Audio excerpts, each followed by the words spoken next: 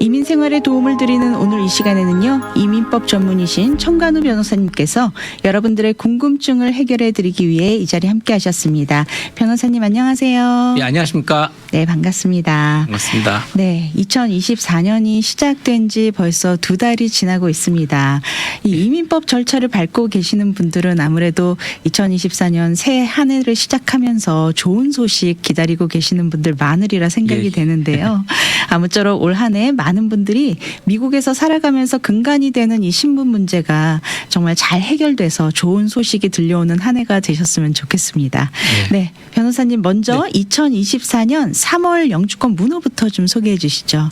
예, 읽고 이게 좀 내용이 많긴 많은데요. 이제 한인분들이 많이 관심 있으신 부분에 대해서 그냥 간단하게 제가 이해하시기 편하게 제가 설명을 해드리겠습니다. 네. 일단은 조금 그 용어를 많은 분들이 질문을 하셔서 제가 네. 용어를 말씀드리겠는데, 이 문호라고 했을 때 딱 보는 날짜가 있지 않습니까? 네. 예를 들면 이제 저희가 많이 뭐 접수 가능일이다, 또 그리고 그 다음에 승인 가능일이다 이렇게 많이 이렇게 물어보시는데요. 네. 이제 그 용어를 간단하게 설명드리면은 일단 그리고 또 우선일자가 뭔지 되게 궁금해하세요. 네, 맞습니다. 그 우선일자를 기준으로 해서 제 케이스를 이제 집어넣어 보는 거거든요. 네. 그러니까 이제 거기서 이제 그 접수 가능일, 그 다음에 승인 가능일, 또 이제 우선일자, 어떻게 우선일자가 먼저 되는지를 설명을 해드릴게요. 네. 그러니까 우선일자라고 보면은 일단은 특히 그 가족 초청에서 I130이라는 서류를 접수를 하게 되면은 네. 거기 보통은 I130의 경우는 이민국에서 받은 리시트 데이트, 접수한 날짜가 우선일자가 됩니다. 아, 네. 그래서 만약에 이제 뭐 한 며칠 전에 제가 I130이라고 그래서 가족 초청장을 접수를 했는데, 네. 그 접수를 한 게 이제 오늘 날짜로 만약에 이민국이 받았다고 접수가 왔다고 치면은요, 그러면 2024년 2월 20일이 가족 초청장의 우선일자가 되겠죠. 네. 프라이어리티 데이트. 네. 보통 보통 받은 이민 청원서에 접수증에 프라이어리티 데이트가 보통 찍혀 있습니다. 그러니까 네. 한번 확인해 보시죠. 사실 며칠 정도 차이가 날 수도 있거든요. 네. 근데 통상적으로는 본에서 이민국이 받은 날짜가 가족 초청장 경우는 우선일자가 되는 경우가 많습니다. 네. 그리고 이제 I140이라고 그래서 그 취업이민의 경우는 네. 어떤 날짜가 우선일자가 되냐면은 접수 날짜가 아닙니다. 이거는요. 아, 그래요? 우리가 이제 펌을 통해서 LC를 접수하게 되면은 LC를 접수한 날짜가 나의 I140, 그러니까 고용주께서 파일해 주시는 이민 청원서 I140의 우선일자가 되는 겁니다. 네. 프라이어리티 데이트가 펌 접수일입니다. 승인 날짜가 아니고 펌 접수일이 나의 우선일자입니다. 네. 자, 그 우선일자를 바탕으로 해서 이제 볼 때요. 네. 만약에 이제 또 이제 궁금해하시는 게, 그러면 승인 가능일은 뭡니까? 이렇게 물어들 보세요. 네. 그럼 승인 가능일은 뭐냐면요, 나의 우선일자가 그 승인 가능이라고 발표하는 그날 또는 그날보다 더 이전인 경우, 네. 만약에 이제 예를 들어서 아까 이제 말씀드린 대로 제 우선일자가 오늘이라고 치면은 네. 2024년 2월 20일이죠. 네. 근데 나의 우선일자가 2023년 1월이었어요. 그럼 한참 전이잖아요. 네. 그러면 이제 I485라고 그래서 영주권 신청서를 넣고 나서 승인 가능이란 뭐냐면, 나의 우선일자가 그 여기 나와 있는 그 발표한 우선일자보다 한참 더 앞에 있기 때문에 영주권이 승인해 줄 수가 있습니다. 네. 심사가 끝났을 때 영주권을 승인해 줄 수 있는 날짜가 파이널 액션 데이트라고 해서 승인 가능일입니다. 아, 그렇군요. 그리고 이제 네. 접수 가능일은 뭐냐면은 나의 우선일자하고 비교를 했을 때 그 승인 가능일은 그날과 같거나 그날 이전인 경우는 내가 I485라는 영주권 신청서를 접수할 수 있는 날짜. 네. 그것이 바로 접수 가능일입니다. 아, 그러면은 가장 기본이 되는 거는 나의 우선순위 먼저 우선일자가 무엇이고요. 그 우선일자로 접수 가능일, 승인 가능일로 딱 비춰서 제 케이스가 언제쯤 승인을 받을 수 있겠구나, 또는 아니면 내가 언제 I485를 접수할 수 있겠구나라는 네. 걸 추정해 볼 수가 있습니다. 네, 그걸 추정해보고 만약에 연락이 와야 되는데 연락이 안 오면은 또 그걸 변호사님하고 또 상의도 해보고. 그렇죠. 자, 보통 이제 연락이 오는 경우는 네. 이제 외국에서 초청장은 미국에서 접수하시지만 해외에서 누굴 데리고 오는 경우는 연락이 옵니다. 보통. 그렇군요. 예. 근데 나머지는 USCIS에서는 따로 친절하게 연락을 안 해주기 때문에 항상 네네. 날짜를 비교해 봤다가 I485라는 접수가 가능한 날짜를 자기가 얼른 가늠해서 날짜가 같거나 그 전으로 돌아왔으면 얼른 접수하셔야 됩니다. 네, 그렇군요. 해외에서 하는 경우는 보통 이제 국무부에서 첨지를 보내주죠. 네. 해외에서 프로세싱을 시작할 수 있는 날짜가 됐다고요. 네. 하지만 USCIS가 국내에서는 보내주지 않기 때문에 제가 계속 체크하면서 I485 접수가 가능한지를 내가 잘 보고 있다가 접수를 하셔야 됩니다. 네, 잘 기억하고 있어야겠네요. 네. 예. 그렇다면 이제 2024년 3월 영주권 문호 소개 부탁드립니다. 네, 제가 우선 빨리 알려드리면요. 네. 일단은 뭐 지금 많은 분들이 한동안은 그 영주권자의 배우자 또는 미성년 자녀 네. 케이스가 오픈 케이스여가지고 굉장히 좀 초청장과 영주권 신청서를 같이 접수할 수가 있었어요. 작년 네. 말까지만 해도. 근데 이제는 오픈 케이스가 아닙니다. 그래서 여기도 이제 우선일자가 생겼거든요. 네. 제가 얼른 빨리 알려드리면은 일단은 좋은 소식은 승인 가능일, 영주권을 승인 받을 수 있는 날짜는 4년 3주가 전진을 했습니다. 네. 그래서 2020년 6월 22일이 되었고요. 이건 무슨 뜻이냐면은 나의 우선일자가 2020년 6월 22일 또는 그 이전인 경우 내가 영주권 승인을 받을 수 있습니다. 네. 그리고 그 다음에 또 이제 조금 전에 말씀드린 나의 I485를 넣을 수 있는 접수 가능일은 제가 내 우선일자 그러니까 뭐 I130을 접수하신 날짜가 네. 2023년 9월 1일 이전인 경우는 나의 I485를 접수하실 수가 있어요. 네. 그러니까 이게 좀 굉장히 오랫동안 현재 동결되어 있는 상태입니다. 네. 예. 그리고 그 다음에 이제 3순위 전문직 또는 이제 숙련직의 경우를 살펴보면은요. 네. 일단은 접수 그러니까 근데 또 한 가지 조금 전에 말씀드린 대로 이 영주권자의 미성년자 또는 배우자 경우는 접수 날짜를 그대로 따라가지고 2020년 9월 1일, 2023년 9월 1일 이전이면은 접수가 가능했습니다.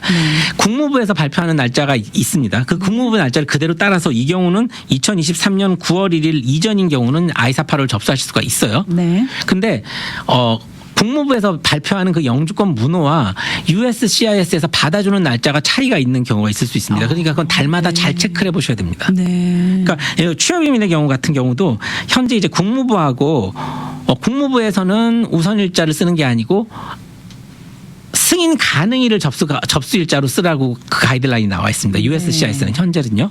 그래서 3순위 전문직 같은 경우는 2022년 9월 8일이 승인 가능일이고요. 그러니까 펌 접수일이 2022년 9월 8일 이전인 경우는 485가 접수돼 있으면 승인을 받을 수 있습니다. 네. 근데 또 이게 문제가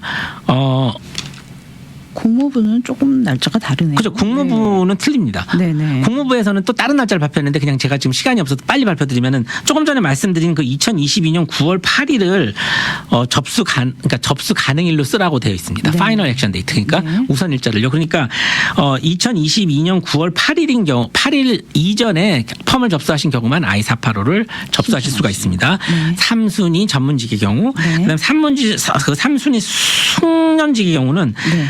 뭐 사실은 지금 거의 조금 약간 지금 많이 적체가 되어 있는데 2020년 9월 8일 네. 거기에 이제 승인 가능일이고요. 그러니까 펌을 한참 뒤죠. 펌 LC를 2020년 9월 8일 또는 그 이전에 접수하신 경우만 영주권을 승인 받으실 수 있고 네. 동일하게 2020년 9월 8일 또는 그 이전에 펌을 접수하신 경우만 I485를 접수하실 수가 있습니다. 네. 그래서 좀 많이 뒤로 쳐져 있죠. 네, 그러네요. 예. 네. 그리고 그 다음에 이제 또 취업이민 2순위 같은 경우는 뭐 2022년 11월 22일이 승인 가능일입니다. 네. 그러니까 2022년 11월 21일 또는 그 이전에 케이스를 접수하신 경우만 I485가 접수돼 있으면 22년 11월 22일 이전의 경우만 I485가 접수돼 있으면 케이스를 승인받을 수 있고 네. 그 날짜 이전에 펌이 들어간 경우만 I485를 일단 접수하실 수 있도록 되어 있습니다. 네. 2순위의 경우입니다. 그리고 뭐 종교이민 같은 경우는 그냥 빨리 안수직만 알려드리면은요. 네. 2020년 1월 1일이라는 그 날짜가 이렇게 되어 있습니다. 네. 그 날짜만 우선 일자가 되어 있는데 이 경우만 I360 승인 시에 영주권 신청서 접수가 가능하도록 돼 있어요. 네. 근데 이게 좀 상당히 그래도 전진한 겁니다. 그러니까 좀 조금 어떻게 봐야 될지는 아직 잘 모르겠는데 지금 상당히 사실 종교 이민이 적체가 많이 되어 있고요. 네. 기다리시는 대기 기간을 잡아도 한 3년 반, 4년 이상 가셔야 되기 때문에 이건 좀 계속 지켜봐야 될 것 같습니다. 네. 좀 속이 타실 것 같습니다. 해당되시는 맞습니다. 분들은. 네. 예. 그렇다면 지금 이렇게 문호를 소개를 해주셨는데요. 네. 최근 이민 경향은 좀 어떤지 좀 전해주시면 좋겠습니다. 요즘 좀 변화가 좀 있었던 것 같아요. 예, 뭐 그냥 좋은 소식인데요. 일단 첫 번째로는 그 시민권 처리 속도가 굉장히 빨라졌습니다. 네. 그건 굉장히 좋고요. 이제 반가운 특별히 소식이네요. 이제 네. 그 LA 필드 오피스에서 그 시민권 인터뷰하고 시험을 보시는 분들은 거의 지금 한 2개월, 그러니까 접수하고 나서 2개월에서 3개월 사이면은 그냥 인터뷰가 잡혔다는 노리스가 다 오고 있습니다. 네, 상당히 빨라졌네요. 예, 네. 그렇죠. 그리고 나서 이제 보통 통과하시면은 네. 그 LA 오피스 같은 경우는 지금 바로 그 당일날 바로 내려가서 그 시민권 선서도 하고 바로 접수증을 뽑아서 줍니다. 속전속결입니다. 이제는 프린트아웃으로 막 뽑아주기 때문에 그날 당일날 다 받으시는 분들이 대부분이고요. 네. 그리고 이제 산타나 같은 경우는 사실 LA보다는 좀 시간이 많이 걸리고 있습니다. 약간 네. 케이스가 적재돼서 그런 거 있긴 하지만 그래도 생각보다는 빨리 잡히고 있습니다. 네. 그러니까 이건 되게 좋은 소식인 것 같고요. LA 카운티가 이렇게 빨라지는 거 보니 산타에나도 조만간 좀 좋은 소식이 들려오지 않을까 예, 기대해 그렇죠. 볼 수 옛날보다는 있겠네요. 그래도 상당히 네. 빠른 편입니다. 아직까지요. 네네. 산타나가 조금 늦긴 하지만 그래도 빨리 잡히는 있는 편이고요. 네. 근데 이제 여전히 그래도 이제 시민권 심사가 아주 쉬워졌다는 뜻은 아닙니다. 네. 그렇기 때문에 막 범죄 경력이 있으신 경우 그리고 또 프로디 학교에 등록된 경험이 있으신 경우 네.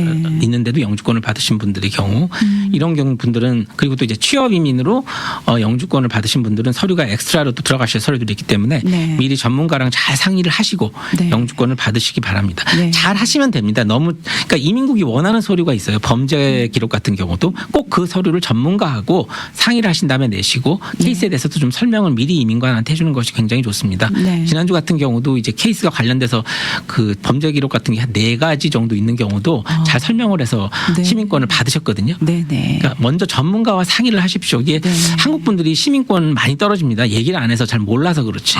그렇군요. 예, 그러니까 좀 네. 먼저 상의를 하시고 시민권을 신청하도록 하십시오. 괜히 낭패를 봐서 영주권까지 위험해지는 경우가 있을 수 있기 때문에요. 네네. 정말 신중을 좀 기해야 예, 예. 되는 부분인데 너무 쉽게 생각해서도 안 될 것 같습니다. 예, 그리고 네. 이제 두 번째는 한동안 조금 이제 보면은 이제 결혼으로 영주권을 신청하는 경우 네. 사실 뭐 인터뷰 거의 다 했었습니다. 네. 100%. 그러다가 코로나 이후부터는 이제 인터뷰를 조금씩 안 하더니만 이제 거의 안 하고 영주권을 주는 경우가 사실 많아졌어요. 한 네. 10% 정도 랜덤으로 뽑아서 또는 약간 꼭 물어볼 게 있는 경우만 인터뷰를 하고 결혼과 관련된 영주권, 가족 초청 이민의 경우 인터뷰가 없이 거의 다 영주권이 나왔는데 네. 최근에 인터뷰가 만약에 잡혔을 경우 네. 이거 심사가 아주 까다로워지는 경향이 조금 감지가 되고 있습니다. 그렇군요. 예, 그렇기 때문에 약간 주의가 필요하기 때문에 인터뷰가 일단 잡히면은요, 그 전문가랑 잘 상의를 하시고 준비를 철저하게 하고 가시는 것이 좋을 것 같습니다. 네. 어떤 식으로 좀 까다로워지고 있는지 예를 좀 들면은 설명해 지난주 주시죠. 금요일 같은 경우는 좀 보면은 보통은 이제 잘 아시겠지만 네. 결혼으로 이제 영주권을 신청하신 경우는 신랑 신부가 이제 뭐 초혼인 경우 또는 나이가 어린 경우 이런 경우는 보통 이제 이렇게 분리 인터뷰를 잘 안 합니다. 네.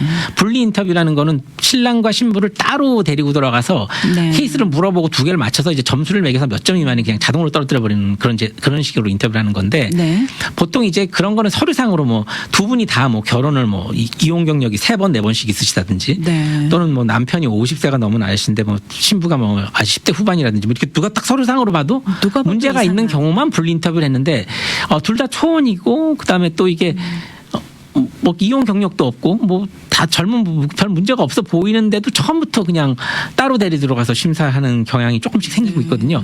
그러니까 일단은 인터뷰가 잘 안 잡히지만 일단 인터뷰가 잡히면 조금 주의해서 인터뷰를 준비하실 필요가 있는 것 같습니다. 네. 뭐 인터뷰 무슨 예상 문제 이런 것도 있나요? 그러면 저희 사무실에 오시면은요. 네네. 저희가 인터뷰를 이제 같이 가면서 이제 모아놓은 게 다 있습니다. 네. 청간우 변호사님 찾으시면 좀 많이 연습 좀 하고 가실 수 있겠네요. 저희는 네. 일단 인터뷰가 잡히면은요. 네네. 이 리허설을 다 해드려요. 리허설까지. 네네. 네, 완벽한 서비스. 네. 예. 네, 그리고 좀 이거는 좀 씁쓸한 소식이기도 합니다. 요즘 예, 예. 뭐 오르는 것이 정말 안 오르는 것이 없을 정도로 모든 것이 다 맞습니다. 오르는데 맞습니다. 역시나 이민국 수수료도 오르고 있습니다. 네, 예, 예. 소식 좀 전해주시죠. 그래서 이제 지난 시간에는 뭐 이제 급행 서비스 수수료가 올라가는 것만 얼른 제가 안내를 해드렸었는데 네. 지금 이제 전반적인 게 또 이제 4월 1일부터 이제 오른다고 발표가 됐습니다. 네. 하도 많이 전반적으로 다 올려가지고 일일이 다 설명해 드릴 수는 없고요.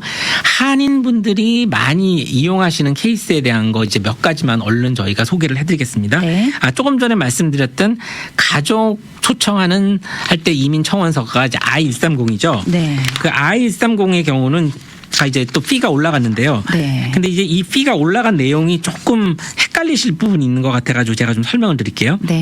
일단 이제 I-130이 이제 피가 두 가지입니다. 현행은 그냥 온라인으로 하실 수 있고 페이퍼로 하실 수 있는데 둘 다 이민국 수수료가 535불입니다. 네. 가족 초청장이. 그런데 4월 1일부터 이제 값이 어떻게 올라가냐면은 온라인으로 하시는 경우는 625불. 네. 그 다음에 종이로 하시는 경우는 675불. 네. 이제 그렇게 값이 올라가도록 되어 있습니다. 꽤 많이 올랐네요. 그렇죠. 네. 이제 선택권이 있는데 보통 이제 가족 초청을 하실 경우에 뭐 대기 기간이 없는 시민권자와 결혼 같은 경우는 뭐 어차피 I-485라고 해서 영주권 신청서를 같이 접수하셔야 되기 때문에 네. 뭐 130은 온라인으로 해서 조금 아끼고 그다음에 또 뭐 485는 따로 접수하고 이렇게 하시면은 안 좋을 것 같습니다. 더 일단은 복잡해지죠. 더 복잡해지니까 네. 그냥 페이퍼로 네. 130, 485로 이제 동시 접수, 컨커런트 파일링을 하시는 게 필요한 것 같고요. 네. 그 다음에 이제 우리가 또 이제 주의하셔야 될 게 뭐가 있냐면은 이제부터는 제가 좀 다음 시간에 자세하게 설명해드리고 빨리 넘어가겠습니다. 네. 현재는 I-485라고 그래가지고 영주권 신청할 때 여행 허가서나 노동 허가증을 그냥 무료로 해주고 있는데 이제는 다 피가 있습니다. 그러니까 네. 이제 그걸 조심해서 하셔야 되고 그렇군요. 오늘은 좀 빨리 넘어가야 될 것 같아서 네, 일단 이제 알겠습니다. 그러니까, 네. 그러니까 공짜로 해주는 게 아니니까 그냥 잘 그걸 고려를 하셔서 네. 여행 허가서와 그리고 그다음 노동 허가증이 있으면은 둘 중에 하나만 선택하십시오. 근데 보통 이제 노동 허가증만 먼저 신청하시는 경우가 많겠죠. 네. 예, 그렇게 해서 이제 잘 추가 취사 선택을 잘 하셔가지고 이제 신청하셔야 될 게 있고, 네. 그리고 이제 그냥 그 다음에 이제 영주권 수수료가 있습니다. 네. 이제 I-485 이게 뭐 우리가 뭐 너무나 많이 이제 쓰는 폼인데 네. 현행은 현재 어떻게 돼 있냐면은요. 현행 수수료는 얼마냐 하면은 1,225불입니다. 네. 1,225불인데 이게 뭐 또 나이에 따라서 조금 있는데요. 그냥 어른을 내시는 기준으로 했을 때 네. 1,225불인데 215불이 올라가서요. 4월 1일부터는 1,440불로 올라갑니다. 네. 1,440불로 예, 이게 올라가니까 이제 그걸 이제 잘 기억을 하셔야 될 것 같고요. 네. 그다음에 이제 두 번째가 뭐가 있냐면은 우리가 이제 신분 변경할 때 많이 쓰시는 폼이 있어요. I-539라고 그래가지고 네. 내가 이제 뭐 관광 B1 비트로 들어왔는데 학생 신분을 변경하겠습니다. 그럼 이제 I-539라는 폼을 저희가 썼거든요. 네. 근데 이제 그게 이제 수수료가 그동안은 370불이었습니다. 네. 그리고 이제 한동안은 또 바이오메트릭스라는 게 있어가지고 지문 찍는 게 있어가지고 또 85불 피가 더해졌었는데 이제 그게 또 많이 다 웨이브가 됐으니까 그냥 370불로 기준으로 했을 때 370불에서 420불로 올라갔습니다. 그러니까 뭐 예를 들면 학생 신분 변경할 때도 이제는 370불이 피가 아니고 420불이 피가 됐습니다. 네. 그 위에도 이게 뭐 여러 가지 옵션들이 있는데요. 그거는 이제 조금 이제 나중에 제가 정리를 해서 한번 그건 따로 시간을 내서 네. 저희가 해드리겠고요. 그 다음에 또 한인분들이 가장 많이 관심을 가지고 계신 그 시민권 관련으로도 이제 잠깐 한번 보면은요. 네. 기존의 피가 얼마였냐면은 725불이었습니다. 네. 근데 35불이 올라가서요. 760불이 됐습니다. 760. 예. 그리고 이제 세부 사항이 좀 있습니다. 네. 여기서 이제 뭐가 이번에 또 개혁 사항의 특기냐면은 그 사람의 소득 수준에 따라서 조금 피가 더 내려가는 경우도 있고 올라가는 경우가 있거든요. 네. 이제 그거는 다음 시간에 저희가 네. 자세하게 좀 정리를 해서 상세하게 한번 더 알려드리도록 하겠습니다. 알겠습니다. 네. 오늘 또 이렇게 이민국 경향도 최근 이민 예. 소식도 알아보고 영주권 문호 소식도 들어봤는데요. 오늘은 그동안 우리가 이 국경을 넘어서 미입국하신 경우 영주권 신청을 하실 수 있는 옵션 한 3가지 정도 되는데 네. 이 옵션에 대해서 우리가 하루씩 이렇게 네네. 짚고 넘어갔었잖아요. 네네네네. 오늘은 좀 총 정리 시간으로 좀 정리를 해주시면 어떨까요? 네. 그러니까 국경을 넘어오신 분들의 경우에 이제 어떻게 영주권을 신청하시느냐 이제 하나씩 따로 했더니 뭐 헷갈린다고 그러시는 네. 분들이 있어서 저희가 그걸 이제 총 정리를 한번 제가 해드릴 텐데요. 네. 일단 이제 첫 번째 기본적인 가장 큰 전제는 뭐냐면요. 국경을 넘어서 미국 안에 들어오신 분은 미국 안에서 영주권을 신청하실 수 없다는 것이 현행법입니다. 네. 본국으로 반드시 돌아가셔서 영주권 신청을 하셔야 되는 것이 현행법입니다. 네. 그러니까 국경을 넘으신 분들은 영주권 신청은 불가능하지 않지만 본국으로 돌아가야 된다는 거. 돌아가서 영주 비자를 신청을 하시고 영주 비자 인터뷰가 끝나서 비자를 받고 들어오셔야 된다는 게 가장 큰 원칙이라는 거를 일단 기억을 하고 계셔야 됩니다. 네. 일단은요. 그러니까 근데 여기서 이제 문제가 될 수 있는 건 뭐냐면은요. 많은 분들이 착각을 하시는 게 내 남편이 시민권자인데요. 아니면 내 아이가 시민권자인데 21살이 되었는데요. 네. 내가 국경을 넘어온 거하고 무슨 상관이 있어요? 이렇게 말씀을 하시는 분들이 가끔 있어요. 근데 일단은요. 맞습니다. 내 자녀가 시민권자거나 또는 내 남편이 시민권자이면 내가 현재 상태가 불법 체류라고 하더라도 영주권 신청을 하실 수가 있습니다. 근데 조건은 국경을 넘어서 들어오신 것이 아니고 내가 합법적으로 미국에 입국을 하셨는데 신분 유지를 못해서 불법 체류가 되신 경우는 내 자녀가 시민권자 21세 이상 시민권자든지 또는 내 남편이나 부인이 시민권자시면 네. 얼마든지 영주권을 신청하실 수 있어요. 합법 네. 입국만 하셨으면. 그런데 국경을 넘어오신 분은 합법 입국이 아니십니다. 아니죠. 네. 그렇기 때문에 영주권 신청을 하실 수가 없습니다. 네. 국경을 넘어오셨기 때문에요. 근데 이제 많은 분들이 그러면 이제 어떡하냐 이제 물어보세요. 아까 말씀드린 대로 돌아가셔야 됩니다. 근데 여기서 네. 문제가 될 수 있는 건 뭐냐면 일단 출국을 하시게 되면 보통은 1년 이상 불법 체류를 하셨기 때문에 10년 반하는 게 있습니다. 10년 동안 미국에 입국하실 수 없도록 10년 입국 금지 조항이 이 케이스는 자동으로 적용이 됩니다. 네. 그래서 일단 들어가실 때 되면 10년 동안 나가시면 10년 동안 못 들어오세요, 미국에. 네. 그래서 다시 나가는 거를 두려워하시고 또 하시는 분들도 맞습니다. 많아요. 예, 네. 그래서 이런 문제가 있는데 그러면은 나한테 그러면 국경을 넘어왔으면은 영주권을 받을 길이 없습니까? 이렇게 질문들을 많이 하셔서 이제 그분들이 가지고 있는 옵션에 대해서 오늘 세 가지를 간단하게 이 시간에서 전부 다 해드렸는데 네. 제가 이제 첫 번째로서 이제 설명해드리는 세 가지만 설명을 해드리도록 하겠습니다. 방법이 네. 옵션이요. 자, 그러면은 1번 가장 많이 사용하시는 방법은 601A라는 면제 제도가 있습니다. 네. 저희 사무실이 갑자기 그동안 한 상당히 4년 이상 이게 처리 속도가 걸렸었는데 네. 최근에 이제 오래 기다리셨던 분들이 이제 보람이 있어서 저희 사무실에서 거의 지금 601A가 승인이 네. 지난 1월 말까지 한 9개 정도 승인을 받았습니다. 너무 기뻐하셨겠습니다. 예, 그럼요. 너무 좋아하셔서. 변호사님도 좋아하셨고. 그럼요. 그분도. 오래 기다리셔서 네. 오랫동안 굉장히 힘드셨는데 그리고 이제 뭐 1월달, 12월 달에는 이제 그거 받고 비자 신청해가지고 나가서 영주권까지 받고 들어오신 분도 네. 그 9분 중에 3-4분 정도 계시고요. 이미 너무 영주권 카드까지 잘했네요. 받으셨고요. 네네. 자, 그럼 이제 이 601A라는 것이 무엇이냐면요. 아까 말씀드리지 않았습니까? 나가시게 되면 10년 동안 못 들어오신다고. 네. 그 10년 발을 해제해 주는 겁니다. 나의 국경을 넘어서 미국에 1년 이상 체류한 것에 대한 불법성을 면책을 해주는 것이 네. 601A입니다. 네. 조건이 있겠죠. 그 조건이 네. 있죠. 일단은 해외에 나가서 영주권 신청, 그러니까 해외에 나가서 인터뷰를 한다는 얘기는 뭐냐면 누군가 초청장을 접수해 줬다는 겁니다. 네. 그래서 일단은 첫 번째, 나한테 누군가 이민 신청을 해준 초청장이 있어야 됩니다. 네. I-130이 될 수도 있겠고, 뭐 그게 이제 여러 가지 서류가 될 수 있는데, 그냥 일단은 I-130이라는 가족 초청장이 있어야 돼요. 네. 그게 있어야 되고요. 그러면은 어떻게 되냐면은 그거 말고도 뭐 사실 뭐 이민청원서 딴 것도 다 되는데요. 일단은 제가 좁혀서 말씀드리면은요. 네. 그리고 접수가 됐고 그 케이스가 승인이 났고 아까 말씀드렸던 우선 일자가 돌아와서 비자 프로세싱을 해외에 살 수 있을 때까지 다 순서가 되어 있어야 됩니다. 네. 초청장이 접수가 되고 우선 일자가 돌아와서 비자 프로세싱을 할 수 있는데 날까지 돌아와 있어야 됩니다. 네. 그래서 이제 그걸 증명하기 위해서 비자 피를 낸 영수증을 반드시 첨부하도록 되어 있습니다. 네. 그렇기 때문에 이제 그게 첫 번째 조건이고요. 그렇게 해서 이제 승인 나고 우선 일자가 다 돌아와서 비자 인터뷰를 서울에서 할 수 있도록 레디가 돼 있어야 돼요. 네. 그게 첫 번째 조건이고 그다음 두 번째는 나한테 직계 가족이 있어야 되는데 시민권자나 영주권자 직계 가족으로 나의 부모 또는 이 경우는요. 제가 이제 신청자라고 봤을 때 나의 부모 또는 나의 배우자가 시민권자나 영주권자가 계셔야 돼요. 네. 부모나 배우자.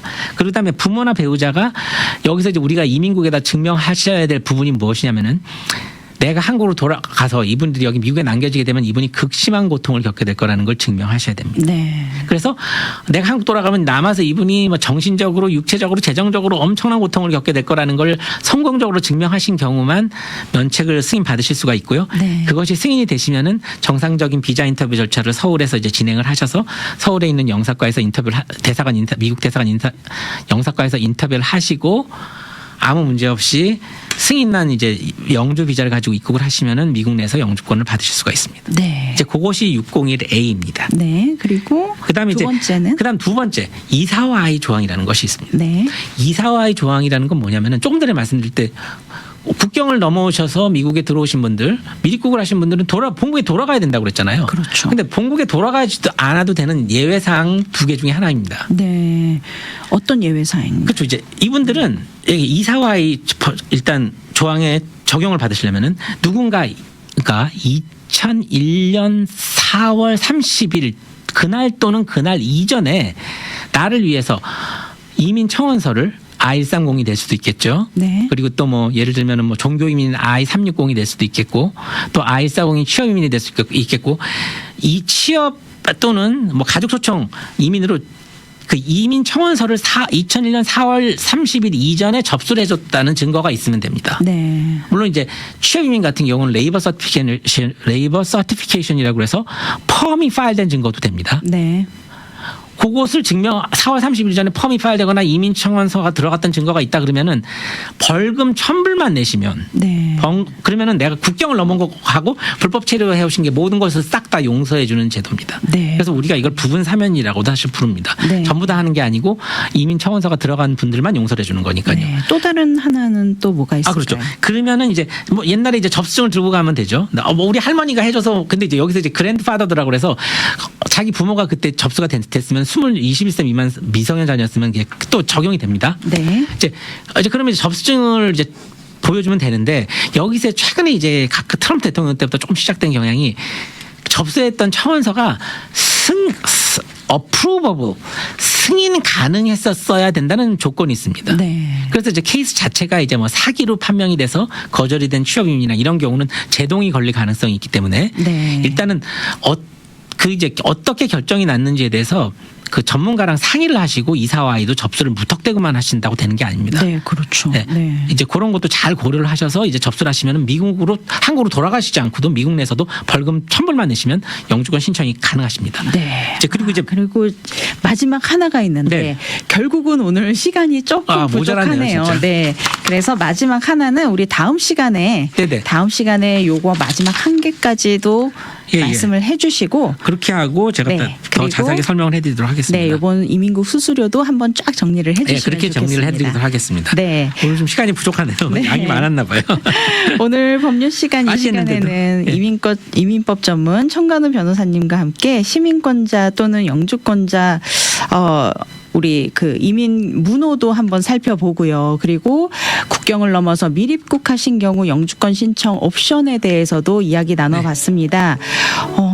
혼자서 무턱대고 자신 있다고 하지 마시고 네네. 정말 신중을 기해서 우리 변호사님과 함께 상의 받아보시고 진행을 하시면 네. 더 정확한 서류 절차를 밟으실 수 있으니까요. 연락처 안내 한번 해주시죠. 예, 제 LA 사무실하고 부에나파크 사무실 두 곳인데요.